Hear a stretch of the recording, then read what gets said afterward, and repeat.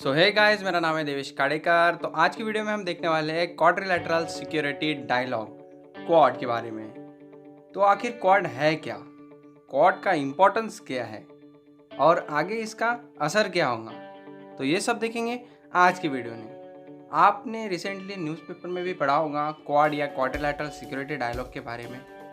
तो इसकी पूरी जानकारी के लिए बने रहिए वीडियो के एंड तक और साथ ही सब्सक्राइब करिए हमारे चैनल को और बेल बटन को भी क्लिक करिए। The quad initiative and Malabar exercise. Quad बनाने में 13 साल तक का वक्त लग गया। तो ये क्वाड बनाने के बैकग्राउंड को देखें तो कहानी शुरू होती है मालाबार एक्सरसाइज से। तो मालाबार एक्सरसाइज एक नेवल एक्सरसाइज है जो 1992 में इंडियन और अमेरिकन नेवीज को शामिल करते हुए एक नेवल ड्रिल के रूप में शुरू हुआ था। क्वाड का आइडिया पहली बार 2007 में जापानीज प्राइम मिनिस्टर शिंजो एबे ने इंडो पैसिफिक रीजन में चाइना डोमिनेंस पर कंट्रोल रखने के लिए प्रपोज किया था। तो ईयर 2007 मालाबार एक्सरसाइज के हिस्ट्री में एक इम्पॉर्टेंट पॉइंट था क्योंकि इसका एक्सपांशन जापान, ऑस्ट्रेलिया और सिंगापुर को शामिल करने के लिए किया गया था। सितंबर 2007 में 5 कंट्रीज के शिप्स, एयरक्राफ्ट और सबमरीन्स एक जॉइंट नेवल एक्सरसाइज में भाग लेने के लिए बे ऑफ बंगाल में एक साथ आए। हालांकि वहां जापान और ऑस्ट्रेलिया ट्रेड के लिए चाइना पर बहुत ज़्यादा डिपेंडेंट थे। इस आइडिया को अप्लाई नहीं किया जा सका और ऑस्ट्रेलिया ने इससे अपना हाथ खींच लिया। क्वाड के बिजनेस में नहीं रहने के कारण ऑस्ट्रेलिया को 2008 के मालाबार एक्सरसाइज से भी बाहर कर दिया गया। बाद के सालों में जॉइंट ऑपरेशन के दायरे में वॉर गेम्स का एक्सपांशन जारी रहा, लेकिन वे इंडिया और अमेरिका तक ही सीमित रहा। दिसंबर 2012 में जापानीज प्राइम मिनिस्टर शिंजो एबे ने फिर से एशिया के डेमोक्रेटिक सिक्योरिटी डायमंड और क्वाड्रिलैटरल कंसेप्ट को आगे बढ़ाया, लेकिन कोई सिग्निफिकेंट स्टेप नहीं उठाया गया। 2015 में जापान मालाबार एक्सरसाइज का परमानेंट मेंबर बन गया। नवंबर 2017 में इंडिया, जापान, यूएस और ऑस्ट्रेलिया ने फिर से क्वाड और इसके एम पर डिस्कशन शुरू किया।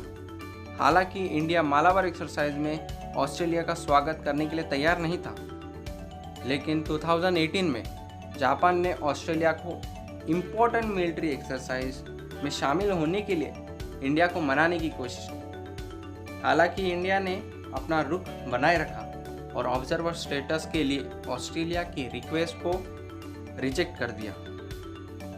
2019 में इंडिया और ऑस्ट्रेलियन नेवीज फिर से बायलैटरल एक्सरसाइज के लिए मिली, लेकिन मालाबार एक्सरसाइज के लिए नहीं।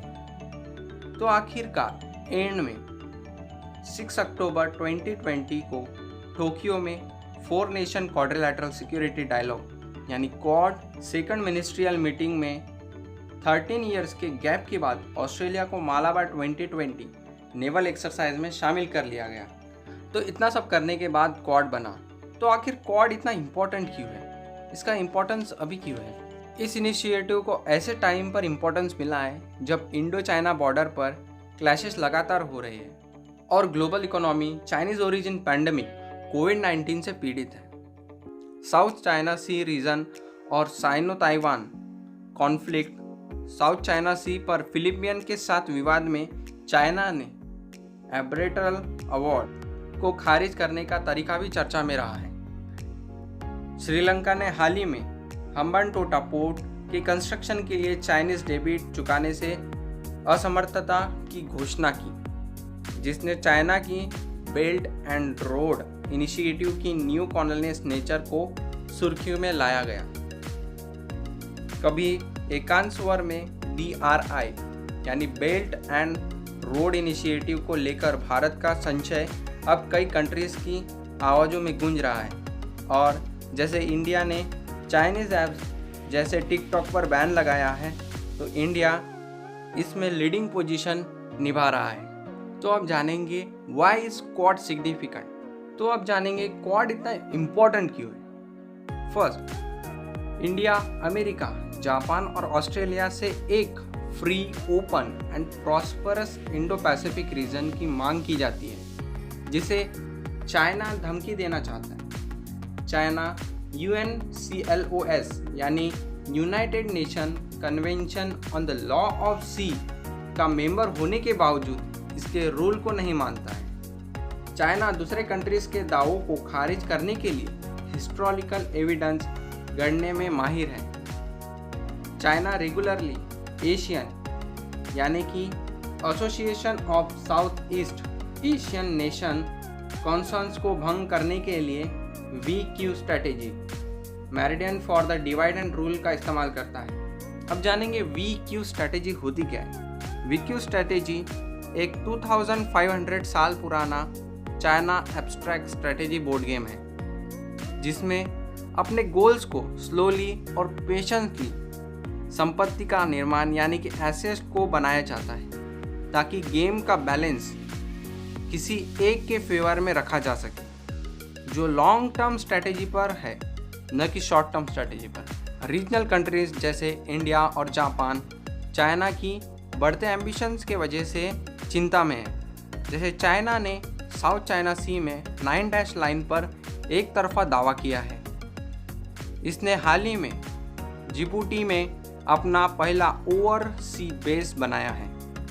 अपने ओवर एम्बिशंस प्लान के कारण चाइना अमेरिका को अपने रीजन से बाहर रखने की कोशिश करता है, क्योंकि अमेरिका ने वर्ल्ड वॉर 2 के एंड के बाद इस रीजन की स्टेबिलिटी और प्रॉस्पेरिटी में की रोल निभाया है। इंडिया, जापान और ऑस्ट्रेलिया ने चाइना की एक्शंस के जवाब में एक resilient supply chain initiative RSCI की स्थापना की है। RSCI ने सेमीकंडक्टर्स, फार्मास्यूटिकल्स, ऑटोमोबाइल्स और टेलीकम्युनिकेशन जैसे की सेक्टर्स पर फोकस किया है। So this is the significance of the quad. बस अब जल्दी से सब्सक्राइब करो, कोई डाउट हो तो कमेंट करो। मिलते हैं अगले वीडियो में, तब तक कीप मूविंग।